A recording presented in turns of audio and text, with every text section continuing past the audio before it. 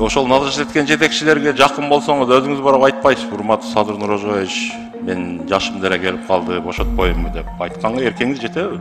Өзүңүз айтып шаар болбой калды деп кеткенге ыктыярыңыз барбы? Мен bir-iki söz айтып коеюн.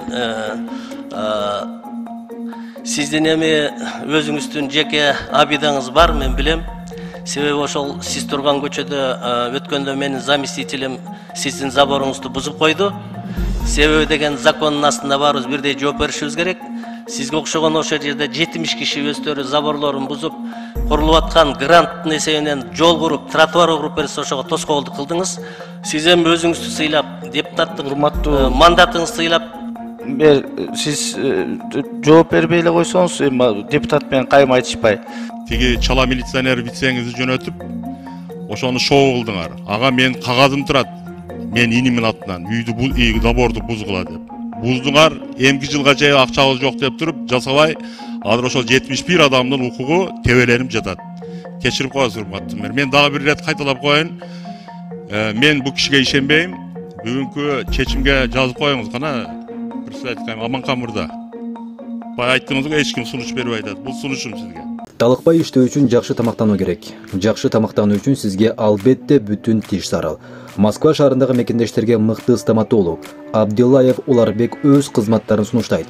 Тиш тарылуу, пломба, тиш алуу, гигиеналык тазалоо, протездөө, металлуу керамика, брекеттин бардык түрү, цирконий, имплантация жана башка кызматтар бар. Чөнтөккө ылайык арзан жана сапаттуу рентген менен консультация акысыз. Биздин дарек Дубровка метросу 3 выходтан чыккандан кийин 4 мүнөттүк жол. Улица Шарико-Подшипниковская, 40. Байланыш номер +7985 578 30 39. Кийинки сөз Сатыбалдиев Элмурза Ракиевичте. Рахмат. Бишкек шаары жөнүндө сөз болгондан мен урматтуу мэрге суроо берип коеюнчу. Мырза мэр, эпидемиялык абал кандай шаарда бүгүн?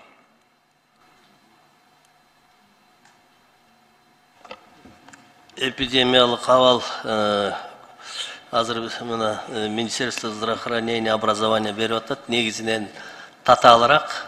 Азыркы бизде инфекционный больницаларда дагы, мектепте, бала бакчаларда көзөмөлгө алынып атат, мониторинг этилип атат. Өзгөчө бул ОРВ боюнча маселе бар. Анан ар бир мекемелерде, ишканаларда, больничныйда жүргөн адамдар көп, өзүңүздөр көрүп атасыздар. Бирок контролдо бар тең. Кандай иш-чара жүргүзүп атасыз, эгер татаал болсо эпидемиялык абал? Эми биздин иш-чарабыз, биз Горздрав менен иштейбиз, Министерство здравоохранения менен. Ар бир мектепте, ар бир бала бакчада эртең менен келгенде температураларын текшерип, балдардын эгер температура болуп калса үйлөрүнө жөнөтүп, мониторинг этип, кайсы мектепте, кайсы бала бакчада канча процент болду, жанагы азыр Министерство здравоохранения айтты. Эгер 20%ке чейин жете турган болсо, ошол мына 40 мектептин өзүм текшерем деп. Сиздин кесипкөйлүгүңүздү ким текшерет? Мени президенттин указы менен назначать этет, президент текшерет. Мен билем, и президент баа берет ошого. Мен билем, президент сизге ишенет. Сиз дагы ишенесиз. Ал эми тар чөйрөдө деле, кенен чөйрөдө деле айтылып турат. Өзүңүз айтып шаар болбой калды деп кеткенге ыктыярыңыз барбы? Андай оюмда жок. Мен Бишкек шаарына 9 ай болуп калды иштегеним. Буйруса астыда жана айтып кеткен программалардын баарын ишке ашырайын деген планым бар. Мэрлер деген 5 ай, 6 ай же 1 жыл иштеш керек эмес, жок дегенде 3 жыл, 5 жыл иштеш керек. Себеби мунагы чечилбей калган маселенин баары ошондон болуп атат. Мен чыгарат элем. Мен баштаган ишимди аягына чыгарышым керек. Мына мектептерди бүтүрдүк, эмки мусорозавод бүтүрөбүз, автобустарды, электробустарды алып келебиз. Астыда чоң пландар бар. Сиздер менен чогуу иштешкенге даярбыз. Ошондо буйруса 68ге чыкканда бүтөт экен да бул жумуштарыңыз барды, алда койгон пландарыңыз. Эми аны иш көргөзөт. Сиз да көрөсүз, качан башталып, качан бүтөт. Ошону кошуп атпайбы сиздин жашыңызда? Эми кеп аны деген мен чечпейт экенмин, канча жаш, эмне жаш экенин аны мени назначить эткен жетекчилер чечет экен. Суроодо ошол жака берсеңиз болот. Ошол назарат эткен жетекчилерге жакын болсоңуз өзүңүз барып айтпайсызбы, урматтуу Садыр Нурожоевич, мен жашым деле келип калды, бошотпоймунбу деп айтканга эркеңиз жетеби? Эми сиз деле өтө чоң кызматтарда иштеп жүргөнсүз. Сиз дагы убагында ошондой сөздөрдү айта алган эмес окшойсуз. Мен да билем сизди. Ошон үчүн чоң жетекчилердин айта турган сөздөрүңүз болсо өзүңүз сүйлөшүп алсаңыз мен каршы эмесмин. Мен жаш кезимде келгем, мен айткам ошондо жаш экенмин, мени койбой эле койгула деген. Бул тарых барактарында бар. Сиз менен кайым айтышып баштадыңыз. Макул. Мына кадр тандоо, сиз айттыңыз бул чыгардан токтотом деп. Бул ушуга тура аласызбы? Ошол системный биз кадрларды подбор кылып атам. Мына азыр өзүңүз көрүп тургандай, менин заместительдердин баары тең жаш балдар. Себеби жаш балдар дагы кызматка келиш керек, кадрларды даярдаш керек. Мен алар менен иштешип атам. Ошон үчүн мына 5-6 айдын ичинде 15 мектепти биз бүтүрүп, сапатына дагы кээ бир адамдар ушуга сомнение болуп келген. Мына өзүңүздөр көрдүңүздөр. Эми мына мусоро перерабатывающий завод жөнүндө сөз болот. Буга да жооп берем мен убагында. Аман эсен болсо ал заводду да көрөсүз. Мусорду качан тазалап бүтөсүз? Мусорду жазында алып барабыз. Азыр деген тендерин өткөздүк. 200 миллион сомду местный бюджеттен бөлдүк. Тендерин өткөздүк. Техникалар келгенден кийин толук системаны өзгөртүп туруп, коррупционный схеманы жоюп, мен жана сиз жок болуп калдыңыз айтып кеттим. Жанагы келаткан эки кура турган заводдун эксперттери келип бизде иштеп атат. Лужковдун замы болуп жүргөн адамды өзүмө мусорозавод бүткөнчө советник на общественных началах кылып алып келдим. Мусорозавод курулуп бүткөнчө менин на общественных началах менин замым болот. Себеби ал кишинин тажрыйбасы өтө чоң экен. 5 завод куруптур Россияда. Мына ошол киши менен чогуу мусорозаводду мен бүтүрөм.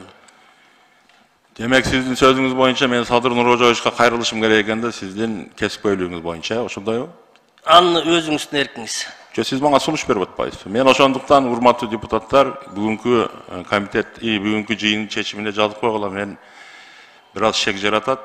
Ошондуктан ишенбөө көрсөтүш боюнча дагы баятан бери эч кимге айтпадыңар, мен айтып коеюн. Кече башкача сүйлөп атты келет. Чоң рахмат. Мен бир катализатор боюнча айтып коеюн дедим да, буну техосмотр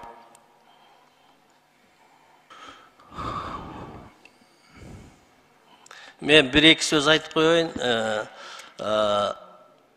Сиздин эми өзүңүздүн жеке абидаңыз бар, мен билем. Себеби ошол сиз турган көчөдө өткөндө менин заместителим сиздин заборуңузду бузуп койду. Себеби деген закондун астында баарыбыз бирдей жооп беришибиз керек. Сизге окшогон ошол жерде 70 киши өздөрү заборлорун бузуп, курулуп аткан гранттын эсебинен жол куруп, тротуар куруп берсе ошого тоскоолдук кылдыңыз. Сиз эми өзүңүздү сыйлап, депутаттык мандатыңызды сыйлап, сиз жооп бербей эле койсоңуз, эми депутат менен кайым айтышпай. 6-чы микрофон. Бул эми бул кишинин деңгээли, мен ал үй жөнүндө айтпайын. Мен МВДга катализатор боюнча суроого жооп бербей эле мен процедурадан чыктым. Айтып атпайсыздарбы, теги техосмотр атмен болгон, ошондуктан катализаторлорду жөнгө сала албайбыз деп. Силерде рычаг бар, башка чаралар менен жөнгө салсаңыздар болот. Бул каалоом. Себеп дегенде чындыгында катализаторлордун бардыгын машиналарыбызды чыгарып сатып атабыз азырчы. Өзү Кыргызстан ушундай болуп калыппыз. Аны урматтуу мэр, тиги жекеликке өтпөй жүрүңүз. Мен суранам. Мен мыйзам ошондо эле айткам, мыйзам силер тарапта. Мыйзам биз тарапта эмес. Силер ошону буруп, бардыгын бурмалап, тиги чала милиционер вицеңизди жөнөтүп, ошону шоу кылдыңар. Ага мен кагазым турат. Мен инимин атынан үйдү заборду бузгула деп. Буздуңар, эмки жылга чейин акчабыз жок деп туруп, жасабай, азыр ошол 71 адамдын укугу тебеленип жатат. Кечирип коесуз урматтуу мэр. Мен дагы бир ирет кайталап коеюн. Мен бул кишиге ишенбейм. Бүгүнкү чечимге жазып коюңуз кана, председатель Аманкан мырза. Бай айттыңыз го, эч ким сунуш бербей атат. Бул сунушум сизге.